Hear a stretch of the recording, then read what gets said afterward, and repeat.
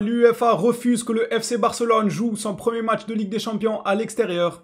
Qui s'attendait réellement à une réponse favorable de leur part? Toutes les instances, de toute façon, ils ont quelque chose comme Barcelone, même si en réalité, on n'a pas à attendre derrière les autres. Quand les choses sont bien faites, en général, tu ne dois pas attendre que telle ou telle instance te facilite ou réponde favorablement à une demande. Non, parce que tu auras bossé avec tes propres moyens pour arriver à tes propres fins. Donc, est-ce que je vais en vouloir à l'UEFA? Franchement, je m'en fiche. Je m'en fiche de ce qu'ils peuvent refuser, pas refuser. On verra là où le vent nous mène avec cette histoire de stade, du Camp Nou, de la réouverture. Dans la vidéo actualité, on parlera aussi de Deco et le Barça qui apparemment change de fusil d'épaule et ne serait pas très chaud à l'idée de se séparer de Casado. En voilà des bonnes nouvelles. On a aussi des bonnes nouvelles vis-à-vis des prolongations ou encore Julián Alvarez qui commence apparemment à en avoir marre de l'Atlético Madrid. Vous voyez là où je veux en venir ou pas? Mais juste avant de voir là où je veux en venir, je vais vous prendre en traître.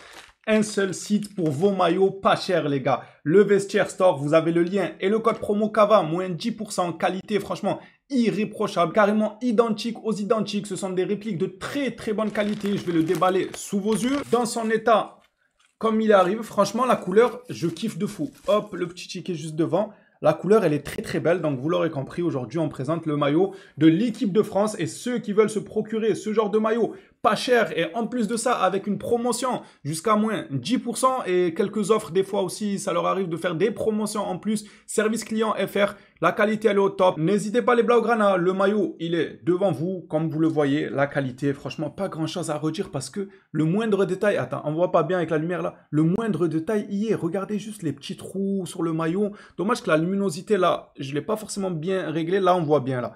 Vous voyez tous les motifs à l'intérieur et tout. C'est trop bien fait, c'est incroyable pour le prix. Mais que demande le peuple, j'ai envie de dire. N'hésitez pas à passer, ça soutiendra la chaîne. Merci à ceux qui le feront et qui se procureront les habits de Barcelone ou d'autres maillots, histoire d'être équipés pour cette nouvelle saison de football qui risque d'être exceptionnelle au vu des joueurs recrues, tout ça. Bref, ceci dit, on a assez tergiversé, plongeons-nous dans la vidéo actualité. Commençons directement par l'UEFA qui a refusé de faire une fleur à Barcelone. Ils sont pas fleuristes, j'ai envie de vous dire. Faut bosser avec nos propres moyens, faut pas attendre des autres parce que personne nous aime. Voilà, soyons honnêtes. L'UEFA a refusé au Barça la possibilité de jouer son premier match de Ligue des Champions à l'extérieur. C'est le tirage au sort qui décidera. Sincèrement, d'un côté, je peux comprendre. C'est la Ligue des Champions. Comment tu choisis, tu décides, ouais, nous, on veut le premier match à l'extérieur. Ok, on a de bons arguments, notre stade, il est pas prêt, etc. On aimerait revenir dans notre stade et toute l'histoire qu'on connaît autour de ça.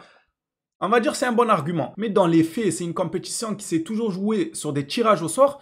En quel honneur, on va te dire, oui, toi, ah, t'as un problème de stade. Ok, ouais, tu joues à l'extérieur, tu veux jouer. Ok, y a pas de... C'est pas comme ça. C'est logique que ça en revient toujours à ce qui s'est fait depuis des années maintenant, le tirage au sort. Juste le petit point d'interrogation, moi, que je me pose, c'est est-ce que si Madrid aurait demandé la même chose, ça aurait été défavorable? Moi, je me pose la question. Après, je dis rien. J'ai pas dit que ça allait être favorable. Mais vous en pensez quoi, vous? On a le droit de se poser la question. Oriol Romeu ne pourra malheureusement pas poser ses classiques dans les toilettes du Camp Nou. Eh oui, parce qu'il est en train de préparer ses bagages pour partir. C'est dommage. Vous vous rappelez du communiqué quand ça disait qu'il avait... Il avait mal au ventre, du coup il pouvait pas jouer le match et ça commençait à dire oh, il a dû exploser les toilettes. Ah, il pourra pas les tester. Il pourra pas exploser les toilettes là cette fois-ci. Marca rapporte que Barcelone et Oriol Romeu ont trouvé un accord pour résilier son contrat. Seuls quelques détails manquent. Bon, les détails c'est sûrement qu'il est en train de négocier de poser 5 à 10 classiques dans les nouvelles toilettes histoire de les inaugurer. C'est ce qui se dirait dans les rues de Barcelone. Regardez qui y avait dans les locaux de Barcelone aujourd'hui. Le nouvel agent de Frenkie de Jong. Enfin, ça fait 6 mois, le Ali Dursun là, il veut pas lâcher les baskets à De Jong. De Jong, il a déclaré publiquement qu'il était en train de tout faire pour se séparer de son agent. Et une fois la séparation, il prolongera directement avec Barcelone car du joueur au club, il y avait déjà un accord. C'est juste Ali Dursun, l'agent du joueur, qui bloquait. Mais j'ai jamais compris pourquoi. Parce que c'est la volonté du joueur d'abord. L'agent, il a fait plus que ses fonctions, là. Le joueur, il te dit oui, toi, tu lui dis non. Bon, bref, l'essentiel, c'est que à l'heure actuelle, ça y est, c'est officiel. Ils se sont enfin séparés. Ali Dursun et De Jong ne travaillent plus ensemble. Il a pris un nouveau et c'est Sébastien Delure. Rencontre entre Sébastien Delure, le nouvel agent de Frenkie de Jong et Deco pour clôturer le renouvellement. C'est juste une question de temps. S'il y en a un pour qui la prolongation se passe plutôt bien, c'est Jules Koundé. Je sais qu'on en a parlé souvent, mais que voulez-vous, l'officialisation n'est toujours pas tombée. Mais sincèrement, c'est tout comme. Le joueur a même mis une story à un moment où il dormait bien, il était paisible. Alors je sais pas s'il faisait référence au fait que il y en a beaucoup qui lui sont tombés dessus. Quand il boudait un peu sur le terrain, il était énervé et tout. Est-ce qu'il a mis, je crois que c'était lui de finesse, si je dis pas de bêtises, c'était l'acteur. Il l'a mis en train de dormir sur le lit en mode tranquille, chill. Est-ce que c'était par rapport aux gens qui disaient qu'il était énervé et tout, ou est-ce que c'était par rapport à la prolongation de contrat qui est bouclée?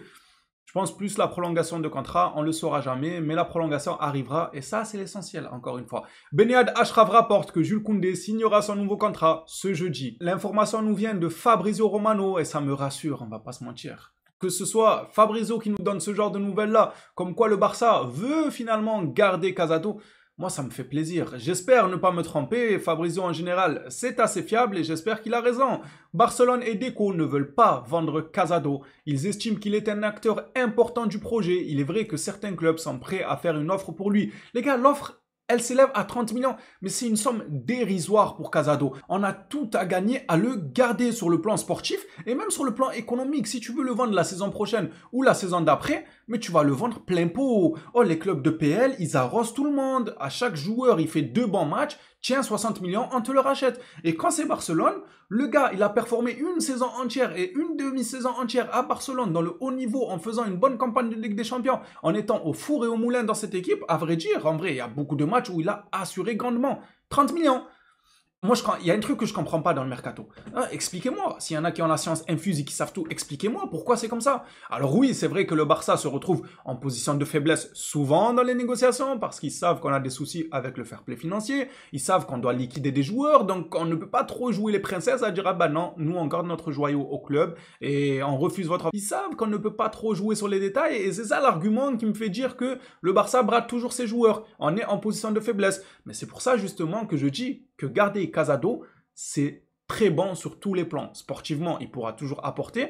Économiquement, si tu le vends la saison prochaine, en ayant évidemment fait un bon travail sur le fair play pour ne plus te retrouver un peu dans l'embarras vis-à-vis du fair play financier, la masse salariale, etc., tu peux le vendre à un certain tarif. 50-60 millions pour un joueur comme Casado, c'est pas déconnant, mais pas du tout. C'est juste vu qu'il est chez nous et qu'on est en manque d'argent, eh ben les gens ils profitent de notre faiblesse, j'ai envie de dire, et c'est la vérité. Comment tu veux négocier avec quelqu'un qui sait c'est quoi ta faiblesse? C'est difficile. Le gars, il a juste à dire, bon, je reprends mes sous. Voilà, il pose 30 millions sur la table, le Barça, il le regarde avec les gros yeux en mode, oh, ça c'est bon ça pour le fair play financier.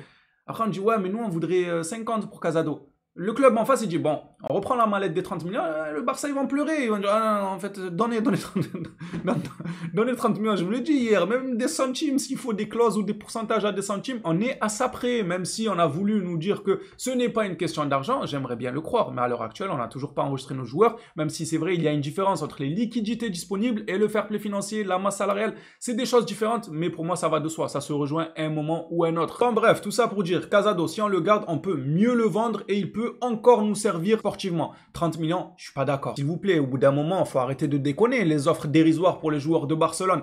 Un jeune défenseur intéresse Barcelone. Il le surveille. Le FC surveille, ça faisait longtemps, les gars. C'est le mercato passé où on surveillait beaucoup de joueurs. Mercato passé ou l'avant passé? Je sais plus si c'était l'année dernière ou l'année d'avant. Tout ça, il y a un mercato où on surveillait tout le monde. On était devenus des surveillants pénitentiaires, incroyable. Barcelone fait partie des clubs qui surveillent le défenseur central de Palmeiras. Pourquoi il le surveille? C'est un enfant, je sais pas, il le ramène au parc, il le surveille. Luis Benedetti, âgé de 19 ans et mesurant 1m97 quand même. Arsenal et Naples sont également intéressés. Il pourrait arriver en Europe dans les prochains jours et pourrait coûter plus de 10 millions d'euros quand même. Pour un joueur qui arrivera en Europe, 10 millions d'euros, c'est déjà une certaine somme. Ça en dit long sur la qualité du joueur. Alors, à vrai dire, je ne le connais pas, donc je ne vais pas vous raconter des conneries ici. De ce que j'ai pu voir circuler sur les réseaux, c'est quelqu'un qui est à l'aise balle au pied, dans les relances, et puis 1m97, il aide énormément pour le jeu de tête. C'est clair que c'est un avantage à ne pas négliger pour un défenseur, que ce soit sur le côté défensif pour dégager le ballon ou offensivement pour mettre des buts. Il en impose quoi dans la surface et c'est important. En plus, tu me parles de soi-disant un joueur qui a une qualité balle au pied pour trouver les attaquants dans de meilleures conditions, c'est-à-dire qu'il a une bonne patte. Mais ça, c'est le FC Barcelone. Ça peut être intéressant. Maintenant, je vais attendre quand même d'en savoir un peu plus et voir est-ce que le Barça va au-delà de la simple surveillance. Peut-être il travaille pour le FBI, Barcelone, on ne sait pas. Peut-être on a le KGB chez nous à Barcelone et ils surveillent les joueurs, ils font des filatures, ils les suivent quand ils sortent de chez eux. En tout cas, j'attends vos retours sur ce dossier. S'il y en a qui le connaissent, dites-nous-en un peu plus. Est-ce qu'il vaut le coup, les 10 millions, etc. Ça les vaut ou vous êtes mitigé? Pour terminer cette vidéo actualité, on va finir par une information qui concerne Barcelone, mais indirectement. Pas directement pour le moment, en tout cas. El Chiringuito rapporte que l'entourage de Julián Álvarez pense que l'Argentin a fait une erreur en choisissant l'Atlético. Non, jure! Jure El Chiringuito, on savait pas. Et jurer aussi l'entourage de Alvarez. On savait pas qu'il avait fait un mauvais choix. Pour moi, c'est clair. Je vous ai déjà exposé ma vision sur ce dossier. Alvarez partira de l'Atlético, qu'on le veuille ou non, et les supporters de l'Atlético, faudra se faire à l'idée, il partira. Ils utilisent l'Atlético Madrid comme un tremplin parce que même si on a beau dire c'est vrai que c'est pas le club qui met le plus en avant des neufs, mais ils ont eu des neufs légendaires. Non, ils ont eu des neufs de renommée mondiale. À chaque fois, comme je vous l'ai expliqué, ces neufs-là ont fini par quitter l'Atlético Madrid. Plus ou moins longtemps pour certains, mais pour moi, c'est un club tremplin. Alvarez n'est pas fou. Lorsqu'il allait quitter son club, il avait toute l'Europe à son pied. Les gars, champion du monde, il est performant, il est très bon. Il avait toute l'Europe à son pied. Il pouvait choisir n'importe quel club, même là-bas en PL. Il aurait pu aller dans un Arsenal, qui est dauphin, il me semble, deuxième de PL durant 3 saisons d'affilée. Voilà, il y avait une certaine compétitivité à Arsenal. Il construisait un bon collectif et tout. Il avait des opportunités, même tâter le terrain du côté de Liverpool avant qu'ils aillent chercher Kitchike, je sais plus comment on le prononce, ils aillent chercher ça, ou encore Isaac qui sont sur le dossier, c'est toujours pas fait pour le moment. Bon bref, pour Alvarez, je veux dire qu'il avait du choix sur la table. S'il a choisi l'Atlético Madrid, il n'est pas fou. Il sait que c'est pas le lieu favorable pour un attaquant qui exprime tout son talent, que le jeu il est tiré vers la défense, etc., tout ce qu'on connaît vis-à-vis de l'Atlético. C'est juste que moi je suis persuadé qu'ils lui ont promis une porte de sortie.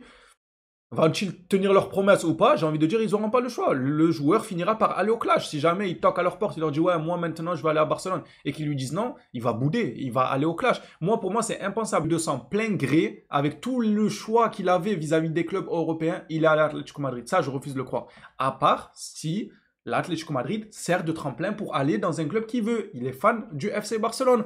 Rejoindre l'Espagne, s'acclimater un peu au championnat, voir comment ça marche, commencer à manier un peu la langue et après aller à Barcelone. Pour moi, c'est la suite logique. Maintenant, est-ce que le Barça aura l'argent ou pas? Ça, j'ai pas accès aux finances, donc j'en sais rien. Si Laporta, il a du cash dans ses poches ou pas. Mais c'est la suite logique, ne vous en faites pas. L'entourage de Julián Alvarez, ils savent très bien qu'il ne va pas faire 10 ans de carrière à l'Atlético Madrid. C'est hors de question pour un joueur comme ça, tellement il est talentueux. Les phénomènes, hâte de vous entendre concernant cette vidéo actualité. Dites-moi ce que vous en pensez. Est-ce que vous avez le même pressentiment que moi concernant Julián? Que si il a accepté l'Atlético, c'est pour aller ailleurs. C'est pas pour faire 10 ans ou 15 ans de carrière à l'Atlético. Il n'est pas fou, je pense, en tout cas. Hâte d'avoir vos retours dans l'espace commentaire. On s'attrape à la prochaine sur le Barça. D'ici là, prenez soin de vous les phénomènes.